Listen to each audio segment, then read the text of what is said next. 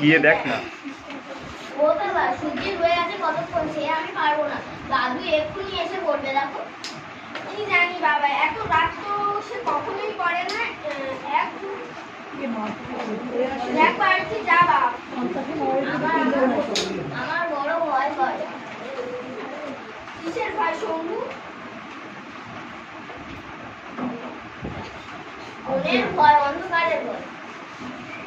কি কথা শম্ভু, যে বোন আমাদের খাওয়ার পড়ায় পড়ায় সেখান থেকে আমার বাপ দুটো বাবা গাছপালা ও আঠা খুঁজে আনি। সে যে আমাদের মা বাপ তাকে ভয় করলে চলবে কেন? ভয় করে না বেশি, তুমি নাও না লটারি। আমার পায়ে ব্যথা, আমার পায়ে ব্যথা না থাকলে আমি দেখি একটু ওটা খুলে দেখি।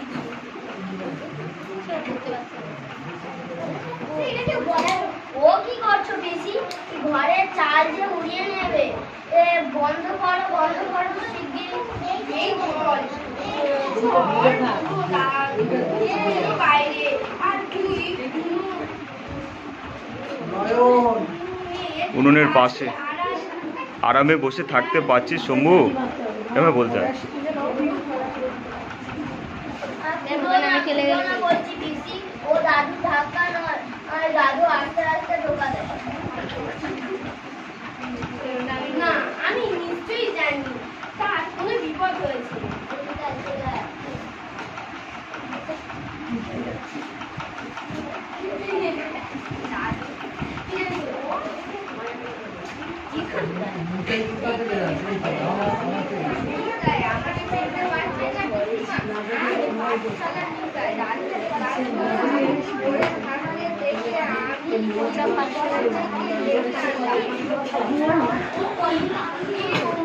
বাবাকে এমন ঘরে করে আনছো কেন? বাবার চোখ বন্ধ কেন?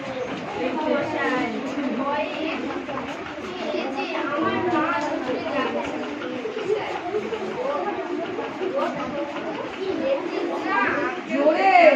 আমি কেমন জল ঝরে বেরিয়ে পড়েছি। কথা বলো না।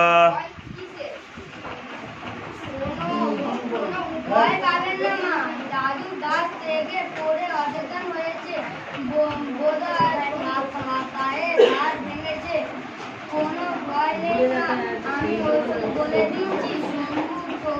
দোকান মাথায় দিয়ে এক দৌড়ে এনে দিস, দাদু ভালো হয়ে যাবে।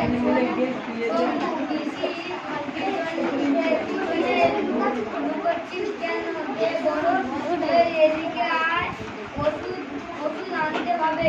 ও ছেলে মানুষ, কিসের ছেলে মানুষ? 12 বছরের বুড়ো ছেলে। আমাদের যা করবার আমরা করেছি।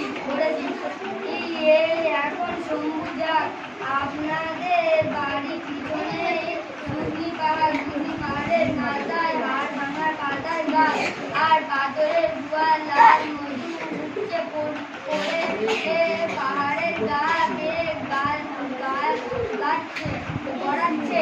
ওই পাতা বেটে মধুর সঙ্গে মিশিয়ে লাগিয়ে দিলে ব্যথা সেরে যাবে। তবে সাবধান, দেরি করলে পা ফুলে ঢোল হয়ে যাবে। তখন ওষুধের গুণ ধরবে না। 2 ঘন্টার মধ্যে ওষুধ লাগাতে হবে। আচ্ছা, আমরা চললাম। শম্ভু বেরিয়ে পর, ঝড় জল কমে এসেছে। এই বেলার পর ধর। কি রে মুখ থেকে শুয়ে পড়লি যে করো? শুনি না, 2 ঘন্টার মধ্যে ওষুধ না লাগালে ওষুধের গুণ ধরবে না। ধরে না ধরুক, কাল ধরে উঠে এনে দেবো।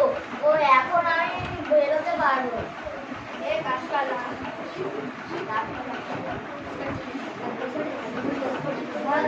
নাটক করতে বলেছি।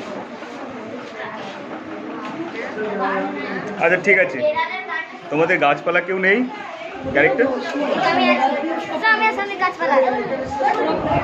আচ্ছা এখানে শেষ করো, নেক্সট আরও যখন হবে অনুষ্ঠান তোমরা করবে।